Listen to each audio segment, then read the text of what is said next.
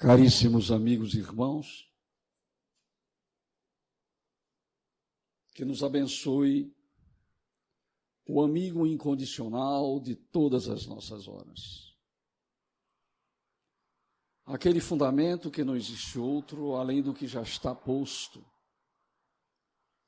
O único mediador entre Deus e os homens, como tão bem nos ensinava em suas sublimes epístolas, o apóstolo dos gentios, Senhor Paulo de Tarso, a saber, nosso Senhor Jesus Cristo.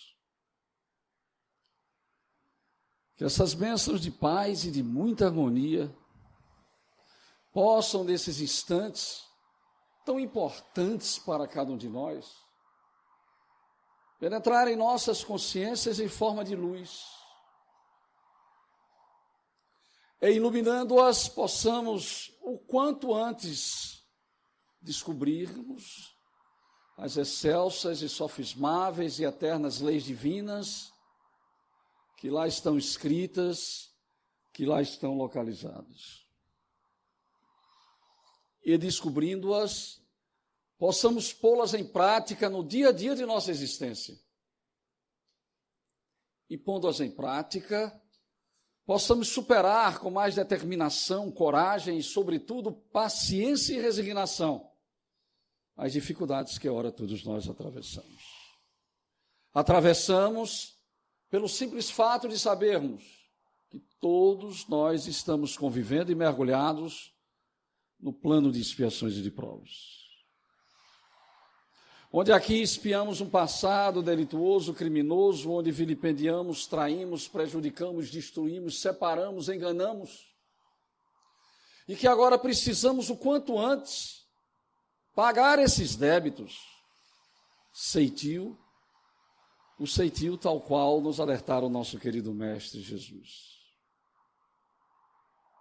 Porque enquanto sobreexistir um débito, teremos que retornar quantas vezes forem necessárias para o ressarcimento do mesmo.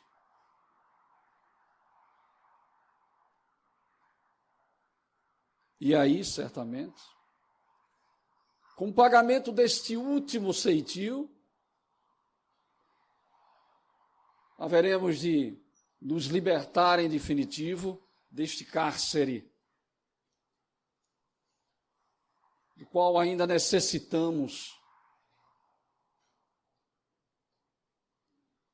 para conquistarmos a nossa evolução definitiva. E, ao mesmo tempo, também nós estamos sendo provados. Expiações, onde toda expiação é uma prova, mas nem toda prova é uma expiação. Provas estas que, na maioria das vezes, nós as escolhemos lá, no plano espiritual, antes de assumirmos uma nova oportunidade existencial, tal qual estamos agora, numa nova indumentária física.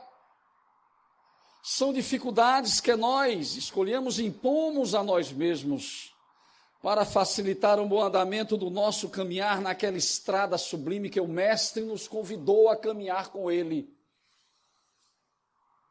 E caminhando com Ele, conquistarmos o quanto antes o porto seguro, onde lá haveremos de usufruir em definitivo da paz e da felicidade. Que continue Ele nos abençoando hoje e sempre.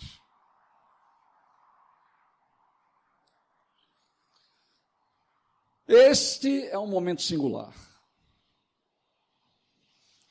Um momento incomparável, um momento sublime. Um momento em que temos entre nós a presença do nosso governador. Porque fora ele mesmo que nos dissera, onde duas ou mais pessoas estivessem reunidas em seu nome, lá ele estaria. E aqui ele está mais uma vez. Que momento importante e de grande responsabilidade para cada um de nós. Termos a presença do governador do nosso planeta, o Messias, o Cristo. Que aqui, mais uma vez, de braços abertos, nos convida Vinde a mim, vós que estáis cansados e sobrecarregados, que eu vos aliviarei. Tomai sobre vós o meu jugo, e aprendei de mim, que sou manso e humilde de coração, e sentirei alívio para as vossas almas. Porque o meu jugo é suave e o meu fardo é leve. Mais uma vez, aqui ele está nos convidando a segui-lo. E eu tenho a plena convicção que todos nós que aqui viemos, mais uma vez, à noite de hoje, viemos nesse intuito de virmos aqui para retirar dele as virtudes necessárias e sairmos daqui bem mais reconfortados, bem mais dispostos a enfrentarmos os reveses que a vida está sempre nos oferecendo. Porque assim o merecemos. Por estarmos ainda imperfeitos, por sermos ainda espíritos endividados. Então aproveitemos esse instante, tal qual fizera Maria, irmã de Lázaro. Quando Jesus adentrou-se na casa de Lázaro, que tinha duas irmãs, Maria e Marta,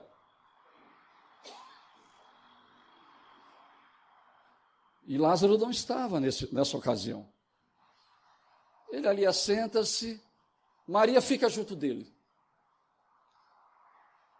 Marta, preocupada com os afazeres domésticos, não dá a atenção que Maria deu a Jesus. E vai realizar os afazeres domésticos que eram necessários. Não que nós não devamos fazer os afazeres domésticos, que eles são importantíssimos para a manutenção do nosso lar. Mas veja a ocasião, veja o momento, veja a importância do momento. A luz do mundo estava ali, gente. Estava ele e Maria. E Marta preocupada com os afazeres domésticos. Não custava nada ela deixar um pouco para também se aproximar e, junto com Maria, absorver aqueles gloriosos e eternos ensinamentos do qual ele estava a transmiti-la. Quantas coisas maravilhosas ali ele estava dizendo.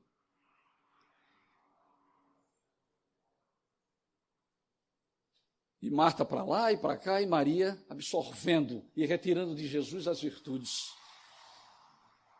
Até que chega um ponto que Marta fica cansada, agastada, nervosa, e se aproxima e diz: Senhor, pede com que Maria venha até mim e me ajudar nos afazeres domésticos.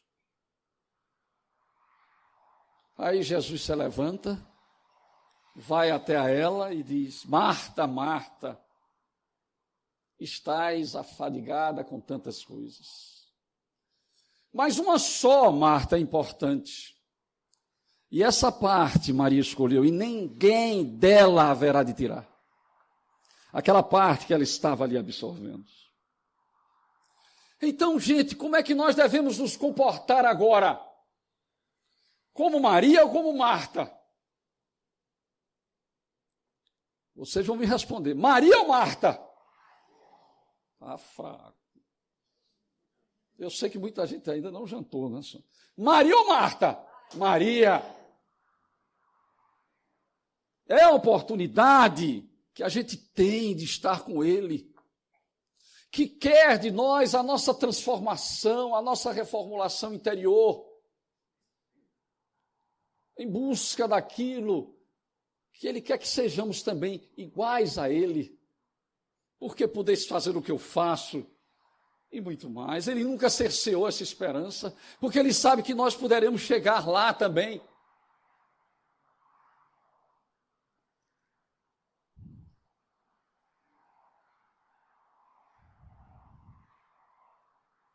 Jesus, o nosso mestre,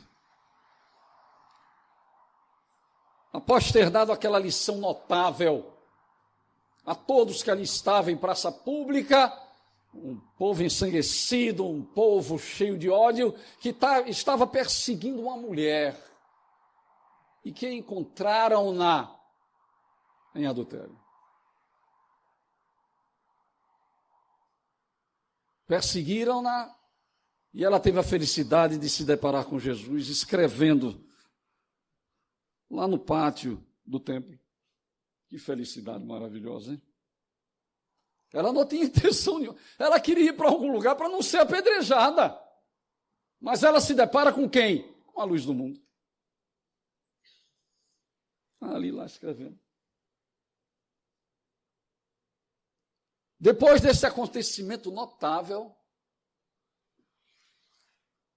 quando ele diz no final, aquele que dentre vós não tiver pecado, atire a primeira pedra. Vieram outros ensinamentos que ele iria dar aos fariseus lá no templo. Dali ele vai para o templo, ele adentra-se e começa a ensiná-los. Conhece a verdade e ela vos libertará. Eu sou a luz do mundo. Aquele que crê em mim não andará em trevas. Coisa maravilhosa, não? Essa narrativa, gente, está no capítulo 8 de João. Eu vou abrir aqui um parênteses para vocês. Eu considero o evangelho mais espiritualizado que existe é o de João Evangelista.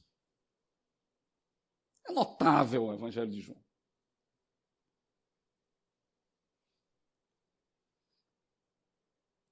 Tem narrativas de João que não existem nos outros evangelistas. Se eu não me engano, eu chamo os 3 outros de sinóticos, né? Evangelhos sinóticos, que são parecidos. Mateus, Marcos e Lucas. Mas João é diferente. João é profundamente diferenciado. E não poderia ser de outra forma, porque João foi o único que teve a intimidade de colocar a sua cabeça no peito de Jesus. E que se chamava de o discípulo amado. Vejam que autoridade, ele se chamava o discípulo amado.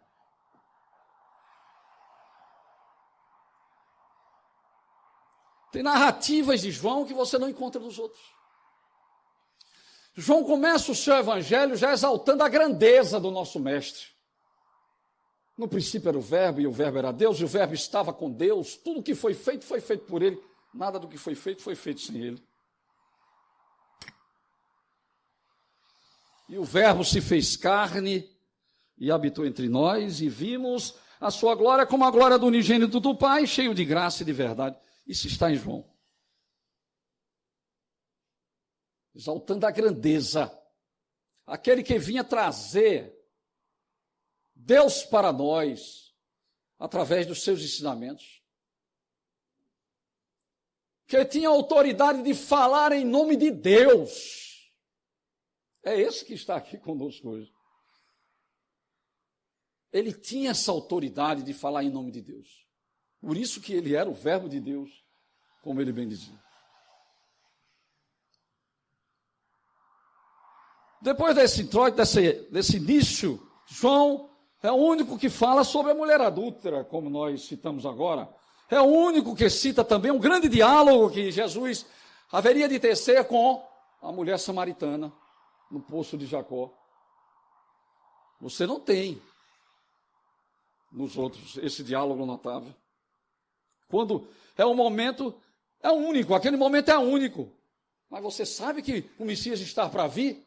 Ela pergunta a ele, aí ele diz, eu o sou. Foi o único momento que eu vi Jesus dizer assim a uma pessoa que ele era o Messias. Porque os outros que diziam, você é o Messias. Como o próprio Pedro disse, tu és o Cristo, filho do Deus vivo. Mas ele diz para ela, veja que coisa extraordinária, eu o sou. Isso só João narra, numa narrativa singular. A última ceia, gente, alguns citam a última ceia, mas tem detalhes do lava-pés que somente João sabe narrar. Aquele momento de profunda humildade. E depois da ceia, onde eles ali ficaram reunidos e Jesus eleva o seu pensamento ao Criador através de uma oração magnânima, sublime, notável. Pai, glorifica-me com a glória que eu tinha contigo antes mesmo que o mundo existisse. Que coisa notável aquela oração. Ou seja, antes de 4,5 bilhões de anos atrás, quando ele iria receber a nebulosa, ele mesmo iria processar esse fenômeno de tirar a nebulosa solar para a formação do planeta Terra, ele já era glorificado por Deus. Veja que espírito nós estamos tendo aqui hoje, viu? A grandeza desse espírito. Por isso temos que valorizar esse momento. Glorifica-me com a glória que eu tinha contigo antes mesmo que eu me existisse. E além disso, João é o único que vai nos narrar e vai deixar o documento da promessa de Jesus da vinda do Consolador. Está lá no capítulo 14. Não vos deixarei órfão, rogarei ao Pai, este vos enviará outro Consolador, que reviverá tudo que eu vos ensinei e dirá muito mais do que eu não posso vos dizer agora. Porque se eu vos dissesse, não compreenderias, não suportarias o Paráclito, o Espírito de verdade, que ficará convosco para todo sempre. Está lá em João.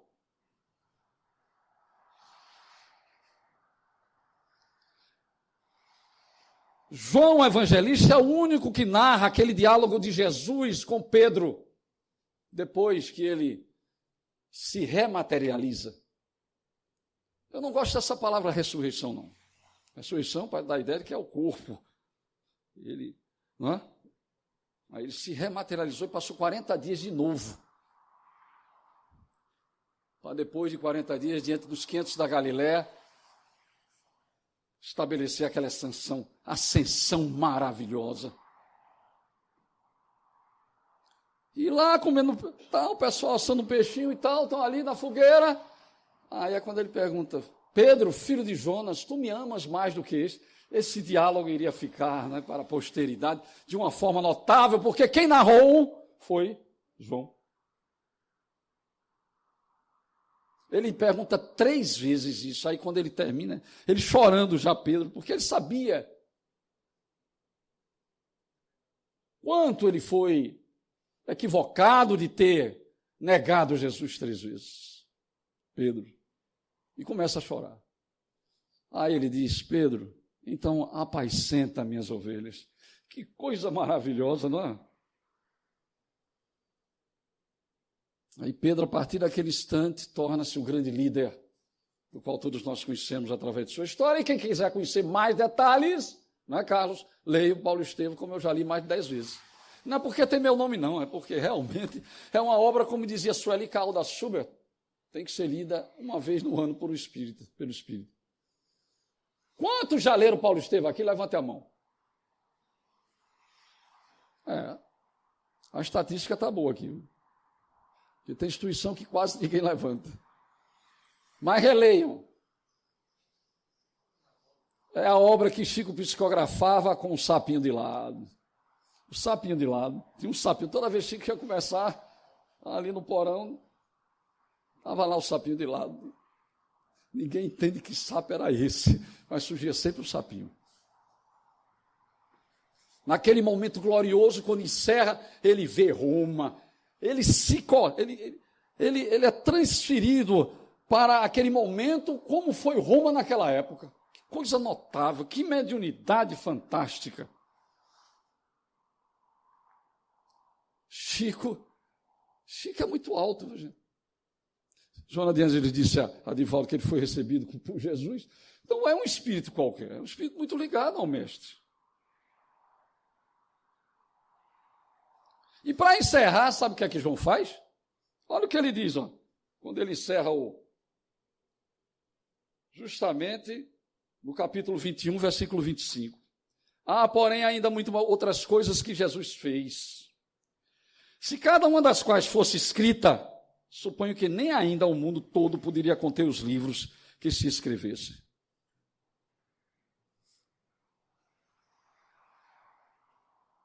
Tem muita coisa para a gente aprender ainda, não tem? Quanta coisa a gente tem para receber. É por isso que quando surge um médico como Chico, aí surgem essas obras com as interpretações diversas de várias passagens que a gente desconhecia, como é Jesus no Lar, né? Aquela obra Jesus no Lar, né? Jesus no Lar? Quando ali Jesus, em casa de Pedro, né, tece comentário, deixa ensinamentos notáveis. Boa Nova e tantos outros que vêm nos revelar. Tem muita coisa ainda para nós aprendermos. E a doutrina espírita tem esta grande responsabilidade. E nós também.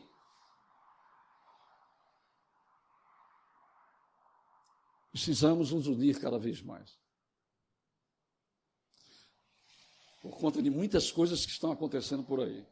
Precisamos nos unir cada vez mais.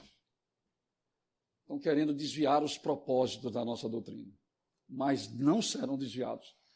Quando existir uma Sônia, um Roberto, um Carlos, Roberto, eu tenho certeza, e vocês, que esses propósitos não vão ser desviados.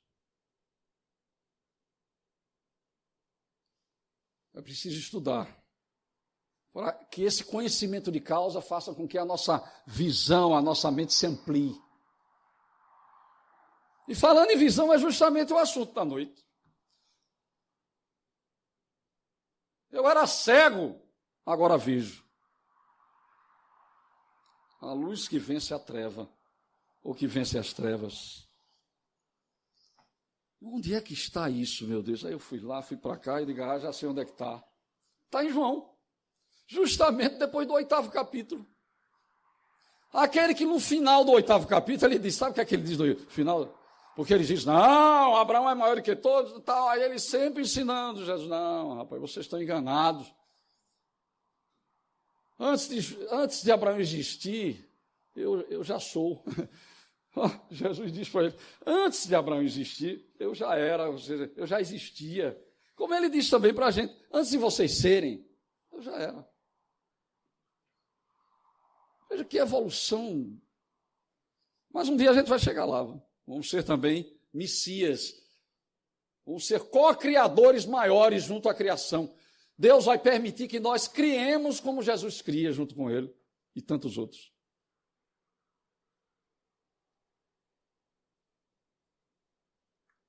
Quando Jesus sai do templo, deixando esses ensinamentos, inclusive aquele, né? Conhece a verdade, ela vos libertará.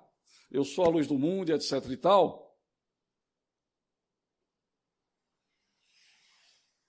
Aí eles vão saindo e eis que se depara com um cego.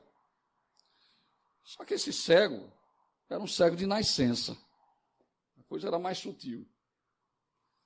Era um cego de nascença que eles certamente já conheciam ali na redondeza. Um cego de nascença. Deviam saber até o nome dele e tudo. E por conhecerem da situação, os discípulos se dirigiram ao mestre perguntando a ele, Senhor, numa situação como essa, ele nasceu assim, já cego. Quem pecou? Este homem ou os seus pais? Para que ele nascesse desse jeito, cego. Eu acho notável isso aí, porque isso faz com que nós já possamos perceber que eles aceitavam a reencarnação. Mas não tem outro jeito não, eles conviviam com Jesus. Jesus já tinha dado mostras disso. Em relação ao próprio Elias, quando eu falei aqui em junho sobre João Batista. E se quereis dar crédito, este é o Elias que havia de vir. Não tinha mais dúvida, a reencarnação é um fato. E aquele diálogo notável com Nicodemos. Não se pode conquistar o reino dos céus se não nascer de novo. Você quer conquistar o reino dos céus, tem que nascer de novo. Eles já sabiam da reencarnação. Claro, não com tantos detalhes como nós sabemos hoje, todo esse mecanismo, graças à doutrina espírita, né, e essas revelações maravilhosas que temos em mão. Mas eles sabiam, mas ao mesmo tempo ainda estavam arraigados a certos dogmas e preconceitos da religião dele. Será que ele pecou ou foram os pais? Ou seja, porque lá em Moisés dizia que os erros dos pais seriam transferidos para até a 4ª geração dos filhos. Já pensasse isso, Sônia? E tem certas religiões que aceitam isso. Como não acreditam na reencarnação, acham que aquele sofrimento, se já nasceu cego, é porque deve ter sido, os pais devem ter cometido alguma coisa aí. Alguma coisa devem ter feito. O que a gente sabe que não é justo. Vai de encontro à justiça divina. Agora eu acho notável a resposta de Jesus. Veja que coisa notável que vai adentrar-se a outro assunto também delicado que a doutrina espírita estuda. Ele diz, nem ele, nem seus pais pecaram. Mas isso aconteceu para que a obra de Deus se manifeste na vida dele. Ou seja, esse espírito que nasceu sem a vista, sem a visão, ele não vinha resgatar débitos, ele não vinha espiar, como a maioria de nós que aqui está. Ele veio ser provado. É muito importante fazermos essa diferenciação, e eu já citei no início. Toda expiação é uma prova, mas nem toda prova é uma expiação. E acabarmos com esse mau vício que temos de abrir as nossas bocas e dizer, rapaz, fulano está assim, aquilo deve ter sido uma coisa terrível que ele fez. Pode ter sido uma prova, pode ter sido uma escolha dele, no sentido provacional e não expiatório. A gente vê uma Ellen Keller, né? Vocês já leram a história de Ellen Keller? Você já deve conhecer, né? Ellen Keller. Bem novinha, ficou cega, não foi? Mas dava uma depois ela se desenvolveu, cresceu, dava até palestra. As cores, ela dizia de uma forma tal que parecia que ela tinha conhecido. Quer dizer, ela conheceu as cores, só que agora não, né? Ela tinha dentro da sua consciência e descrevia as cores. Isso está num diário notável feito por Anne Sullivan, aquela que acompanhou ela por muitos anos, aquela orientadora dela. A gente vê hoje, eu fico impressionado com André Bocelli. Que coisa extraordinária. Eu não vou dizer mais esse rapaz não, porque já passou os anos 90, a gente chamava ele de rapaz, mas agora ele já está mais cabelo branco e tal, mas a voz continua. Ó. Eu acho notável a capacidade dele, que muitos que têm visão não fazem. E ele cantar uma ópera sem ver nada, porque tudo está ali escrito às vezes. A pessoa vai esquecer, tem alguma coisa ali, eu esqueço o nome daquele instrumento, como é que eles botam, com as letras e tais, né, em digital, né? A pessoa vai cantar aí, para não esquecer, aí está ali, aí baixa o olho assim, aí continua a letra. Mas ele não. Está tudo, ó. Que capacidade notável, né? Porque eu e minha esposa, nós concordamos, eu acho que é uma das maiores provas ou expiações que existe aqui na Terra é você nascer sem a visão. Não sei se vocês concordam, mas é muito difícil. Eu tenho uma amiga que ela sofreu um atentado do noivo, ficou sem a visão e sem andar. Isso ficou um caso conhecido lá na rua Caio Pereira, lá no Rosarinho. Ela não vê e não anda. Se não andasse, ela podia ver televisão, ler um bom livro. Isso, 1989, 88. Quantos anos? 34? 34, né? E lá na cama, sem ver nada. Mas está lá ainda. A gente sempre telefona e conversa. Agora a gente sabe que ali foi um processo, eu não vou dizer kármico, eu não gosto dessa palavra não. É um processo de lei de causa e efeito. Karma às vezes tem outro sentido. Eu prefiro lei de causa e efeito. Ali foi porque foi revelado na reunião mediúnica os problemas e tal, que não interessa aqui a gente falar. E por isso que ela estava passando por essa situação difícil. Então, o rapaz, cego de nascença, Jesus já disse que ele não tem nenhum. Não foi nenhum? Não, aí não tem débito, nada. A questão é para que ele possa manifestar a obra de Deus. Ele seria um instrumento para manifestar a obra de Deus. E começaria a manifestar isso quando Jesus justamente... Sabe o que é que Jesus faz? Antes disso ele diz, enquanto estou no mundo, sou a luz do mundo. Ele sempre diz isso. Né? Aí disse isso, sabe o que foi que ele fez? Cuspiu no chão. passou assim na terra, misturou com a terra e colocou nos olhos do cego de nascença. Depois chegou e disse a ele, agora vai lá no tanque de Siloé e lava os seus olhos. Não sei se alguém já andou falando disso aqui, certamente. Mas cada orador fala de uma forma, né? Orador não, expositor, apresentador, como dizia Paulo Cunha, meu tio. Apresentador. E aí ele lava o rosto, e aí começou a ver. Já pensasse que coisa maravilhosa. Cuspiu no chão, misturou com a terra. Isso aqui é um magnetismo. Isso aqui é um magnetismo sublime, né? Juntar a terra com a saliva dele. Quanta coisa maravilhosa, né? Transformar aquilo num remédio curador, Carlos. Tá assim. Lavou, certamente ele deve ter magnetizado de longe a água também do tanque. E ele ficou vendo. Que coisa maravilhosa, né? Aí, quando ele sai, Jesus já tinha saído, né, tinha ido embora com os seus discípulos. Aí a vizinhança, mas você não é aquele que era cego, ficava aqui pedindo esmola? Foi que houve com você? E de repente, está vendo já? Aí ele contou a história. Não, foi Jesus. Um homem chamado Jesus, que chegou para mim, cuspiu do chão, misturou com a terra e passou nos meus olhos. Eu fui até o tanque de Siloé, lavei e fiquei assim.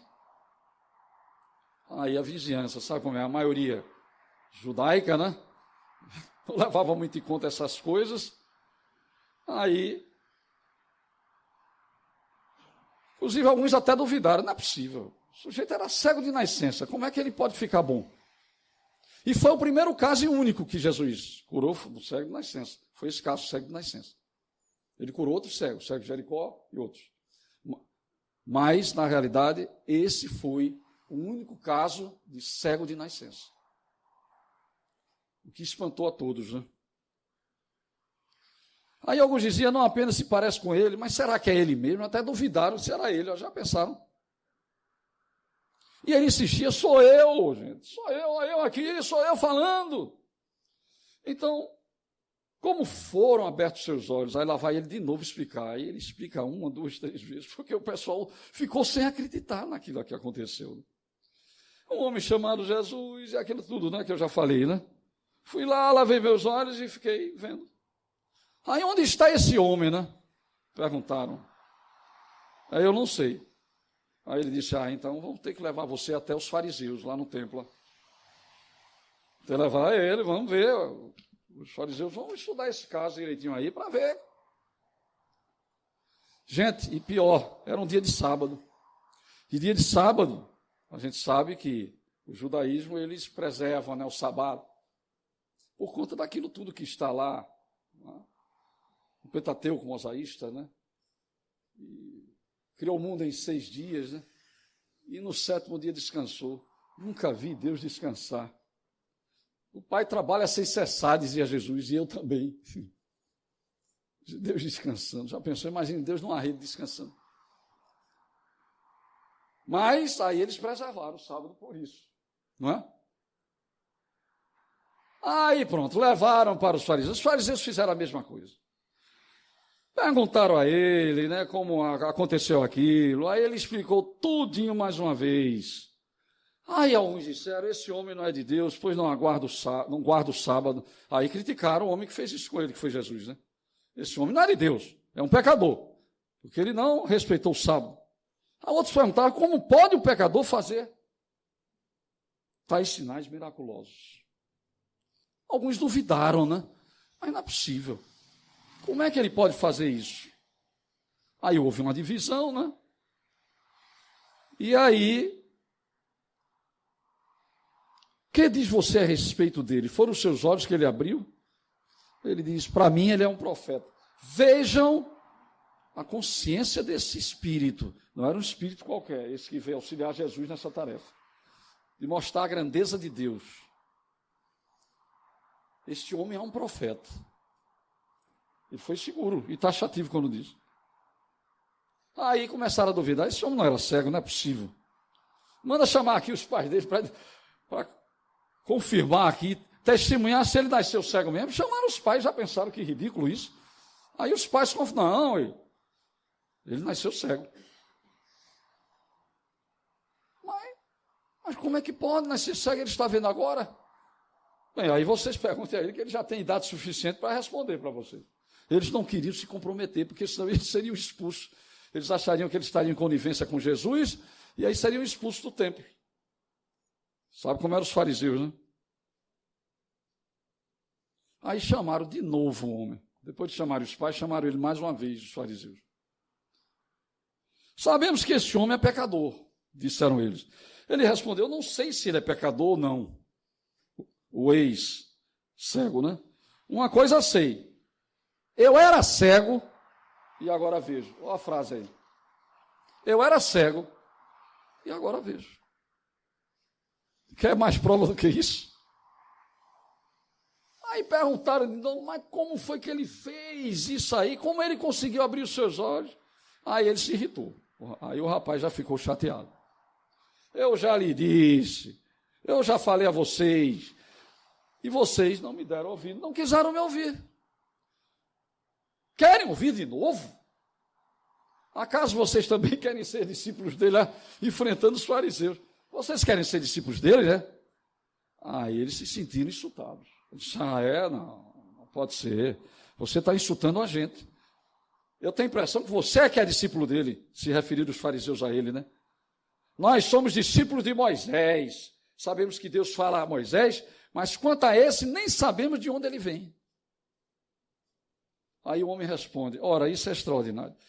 Porque o homem fazer o que ele fez não pode deixar de ser um homem que esteja com Deus. Veja o entendimento desse ex-cego. Ninguém jamais ouviu que os olhos de um cego de nascença tivessem sido abertos. Se esse homem não fosse de Deus, não poderia fazer coisa alguma. Aí os fariseus, você nasceu cheio de pecado. Oi, parece que o fariseu também era um reencarnacionista, né? Oi, nasceu cheio de pecado, então ele tem pecado anterior. Ou então relacionado ao que estava no mosaísmo, né? Que pagaria a quarta geração os pecados do pai, né? E o expulsaram. Jesus, sabendo disso, encontrou-se com ele um dia. Sabe o que foi que Jesus disse quando se encontrou com ele? Você crê no Filho do Homem? Que era uma forma que Jesus se utilizava para mostrar aquele que veio em nome de Deus para trazer a todos aqui da terra a lei de amor, né? Aí o homem, quem é ele? Quem é ele, Senhor? Para que eu nele creia também. Aí Jesus disse, você já o tem visto. É aquele que está falando com você. Que coisa maravilhosa. Então o homem disse, Senhor, eu creio, e o adorou. Que momentos singulares esse, né?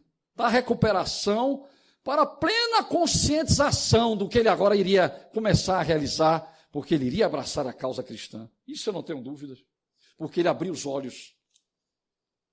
Nós todos temos os olhos perfeitos aqui, a maioria.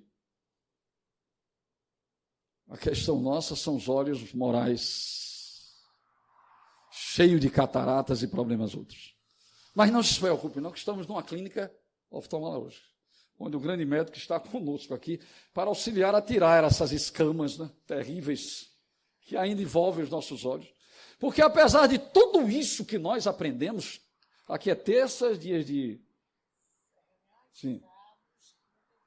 Sábados, terças, sábados, quintas e domingos. Apesar de todos esses dias que a gente vem aqui, mas será que estamos verdadeiramente assimilando esses princípios, abrindo ainda mais os nossos olhos, para que no momento da tentação, para que nos momentos difíceis, possamos resistir e superá-los? Ou ainda estamos nos doando a elas? Eu fiquei cego de ódio. Não existe isso? Eu fiquei cego de ciúme. Será que nós espíritas ainda temos a ousadia ainda de dizer isso, sabendo que somos, o que temos e o que aprendemos? Eu fiz isso porque Não. Nós temos que começar a nos preparar para esses momentos. Quando eles chegarem, nós verdadeiramente estejamos fortes para superá-los. Disse Jesus: eu vim a este mundo para julgamento, a fim de que os cegos vejam, os que veem se tornem cegos. Por isso que ele dizia: muitos terão ouvidos de ouvir e não virão, muitos terão olhos de ver e não verão. Porque o mundo está como está hoje? Por conta disso. Porque ainda não abriram os olhos para a realidade que hoje está aqui conosco. Que é suave, gente. É a observância dos seus ensinamentos, é o seu jugo. A sua imposição é através da afabilidade, da doçura, do verdadeiro amor, da caridade que salva, da solidariedade, da tolerância, da fé e da esperança. É isso que ele quer, que nós abramos os nossos olhos. Não, Estevão, agora eu saio aqui com os olhos abertos. Aí chega em casa, o menino derrubou a televisão, aí os olhos... Aí começa a ter aquela... comprei a semana passada no Black Friday. E já derrubaram a minha televisão. Aí vem um descontrole emocional e o diapasão vibratório e a gente fica cego, totalmente cego. Por isso que se faz tantas coisas terríveis que nós temos observado aí. Porque sabem o que deve fazer, mas na hora precisa, não fazem. Cegueira moral.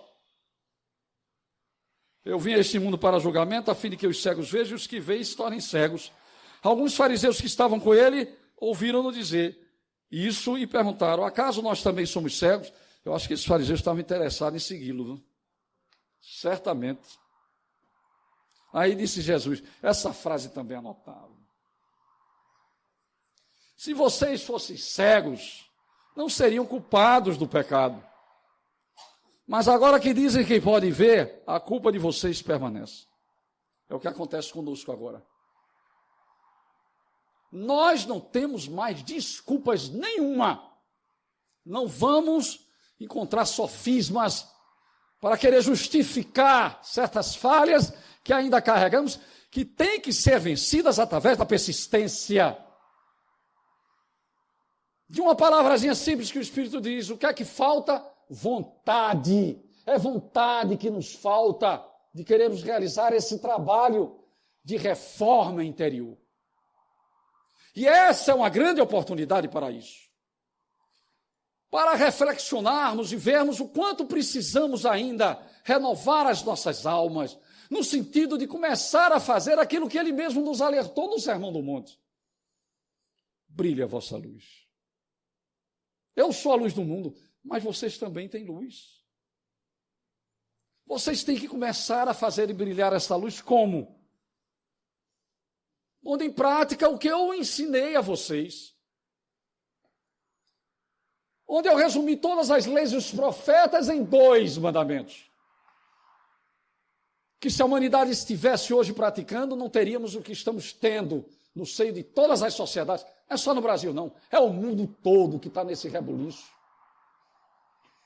Amarás o teu Deus de toda a tua alma, entendimento e coração, e outro semelhante a este, ao próximo, como a vós mesmos.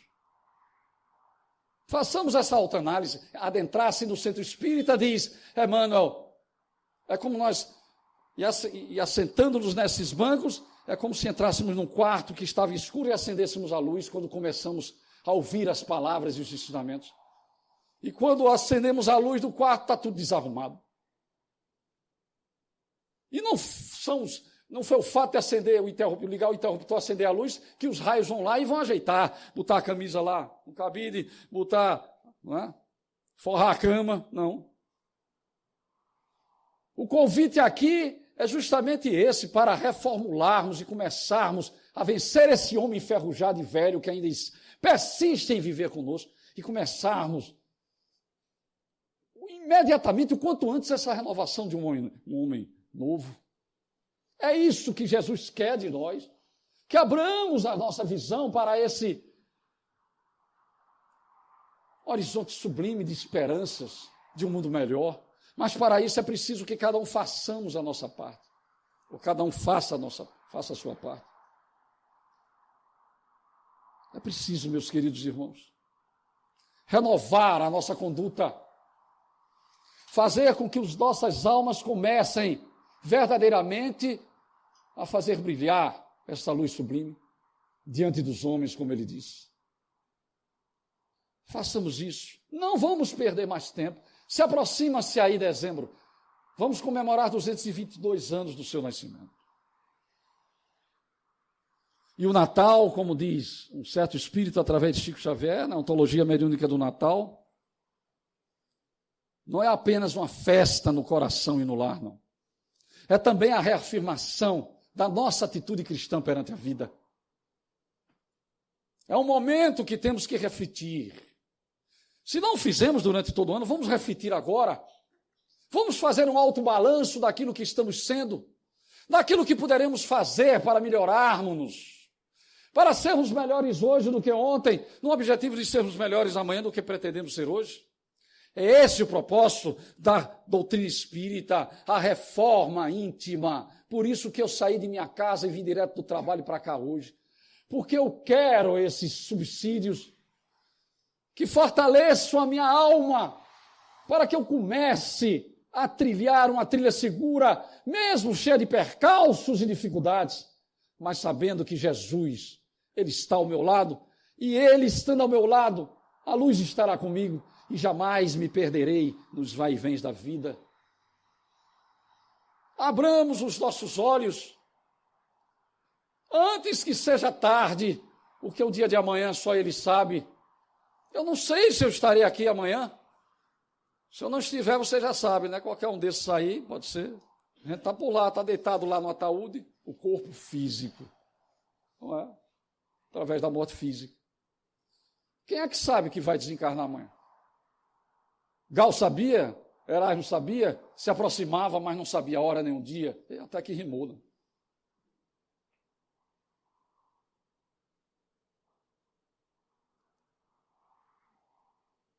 E cada dia que nós amanhecemos é um dia menos, mas também um dia mais, para refletirmos da seriedade do qual a vida tem que ser levada. Porque se conhece o verdadeiro espírita pela sua transformação moral, dizia o Sr. Allan Kardec, e pelos esforços que ele empreende contra as suas más tendências e inclinações. Ele não disse se conhece o espírita perfeito, ele disse verdadeiro, porque ele sabe que não existe esse espírita perfeito, porque não existe essa perfeição aqui na Terra. Somos detentores de falhas, temos erros, mas não vamos nos acomodar a eles, é isso que precisamos realizar. Esse trabalho constante de lutarmos contra essas tendências mais inclinações, essas mais tendências e inclinações que ainda carregamos. Não é fácil. Para mim, o maior testemunho ainda é quando eu entro no carro para vir para cá. É o maior testemunho para mim de um cristão ainda é o trânsito. Esse tem sido realmente um convite para a exercitação da paciência. Não sei se acontece com vocês, mas pelo menos comigo, viu? Portanto, meus queridos amigos e irmãos, reflexionemos sobre isso, aproveitemos a presença dele tal qual Maria, absorvamos os ensinamentos, abrindo os nossos olhos cada vez mais, tirando esta cegueira e começando a dizer, antes eu era cego, mas agora estou vendo. É a luz que ilumina as trevas e é com Jesus que eu haverei de conquistar a paz que eu preciso tanto para mim mesmo. Mas para isso é preciso começarmos a fazer brilhar a nossa própria luz. E através do exemplo convencemos a todos, tal qual fizera aquele pequenino pássaro, que observando a floresta em chamas, não deu outra. Voou em direção ao lago próximo, mergulhou, encharcou seu pequenino corpo de penas, voou em direção às chamas, balançou as suas asinhas, mas tal qual. Antes que as gotículas caíssem para aliviar o sofrimento da irmã natureza, se evaporavam mediante a alta temperatura do ambiente. Mas ele continuou naquela tarefa em divina defesa da irmã natureza, até que um pássaro maior intercepta-o e abordando lhe diz, meu querido irmão, não estás vendo que jamais apagarás esse fogo sozinho? Estás cometendo atitude idiota, imbecil. E ele humildemente responde-lhe dizendo, pode ser que eu não faça, meu querido irmão, mas cumprirei, se possível, até a morte, defender a irmã natureza, que em tantos momentos nos agasalhou em nossos ninhos, reconfortante nos galhos das árvores que agora padecem, através das chamas destruidoras, e continuou naquela tarefa indivina em defesa da irmã natureza, até que, observado por milhares de pássaros que ali passavam, que, atentando para o seu exemplo, resolveram segui-lo. Reuniram-se num milhão de revoada, mergulharam no lago próximo, encharcaram seus pequeninos corpos de penas, seguiram um pequenino pássaro, balançaram as suas asinhas, uníssonos, conseguiram definitivamente apagar as chamas que abrasavam a irmã natureza.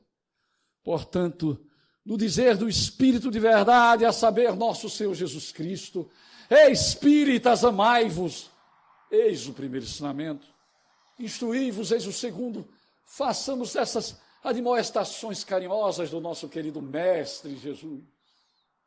Conselhos que robusteçam as vossas asas do conhecimento e do amor.